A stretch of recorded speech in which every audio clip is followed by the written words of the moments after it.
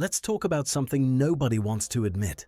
Some people don't have friends, not because they're weird or unlikable, but because something about how they show up makes connection hard. And if you're watching this thinking, I don't really have close friends, but I don't know why. This isn't a roast. This is a mirror. Because you can be smart, funny, kind, and still end up lonely. And the worst part, loneliness doesn't always look like being alone. Sometimes it looks like having people around you, but no one who really knows you. So today we're breaking down the personality traits people often share when they struggle to keep friends. And more importantly, how to shift them without changing who you are.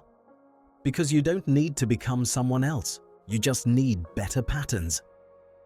Trait 1. They're super guarded, even when they want connection. This is the big one. People like this want friends, but their vibe says, don't get close. They don't share much. They don't open up. They keep everything surface level, and it makes sense. Because usually they learned early. If I show the real me, I'll be judged. So they protect themselves. But the problem is, friendships require a little vulnerability, not trauma dumping, not oversharing, just letting people see you more than once. Actionable fix. Start small. Share one personal detail per conversation. Examples.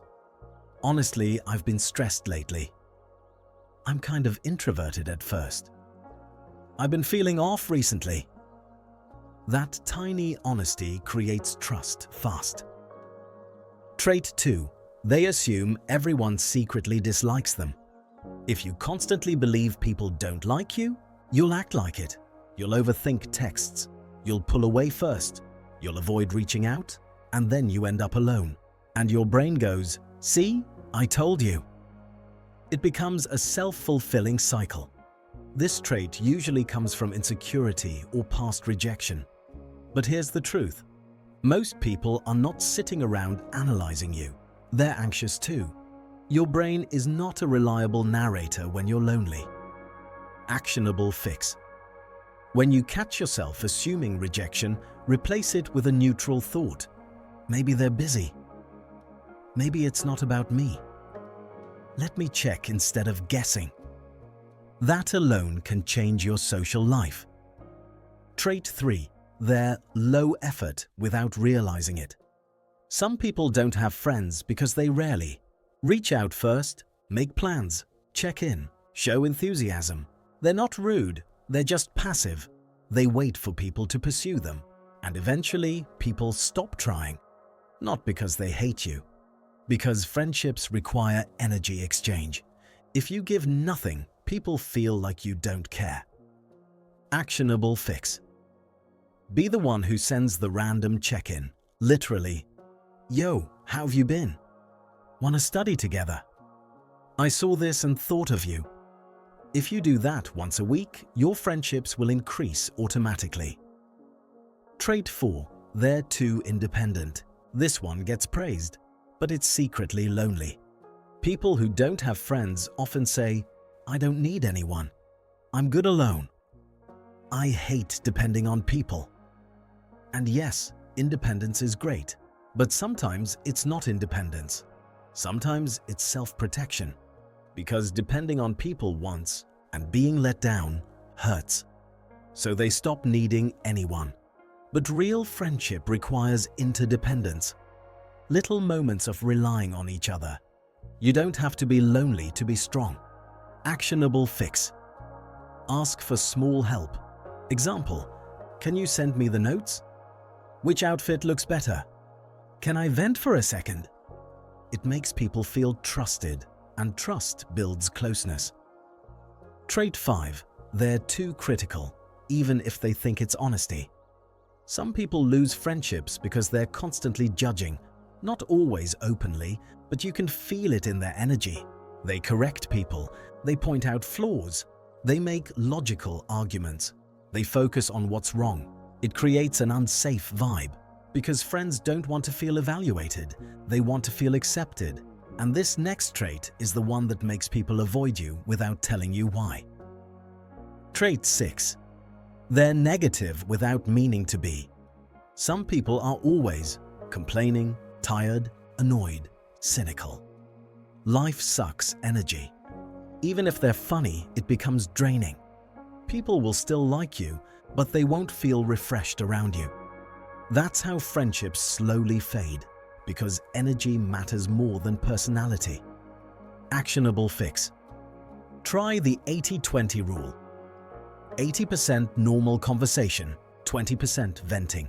And when you vent, also ask, what can I do about it? That turns negativity into growth. Trait 7. They don't know how to show warmth. This is huge.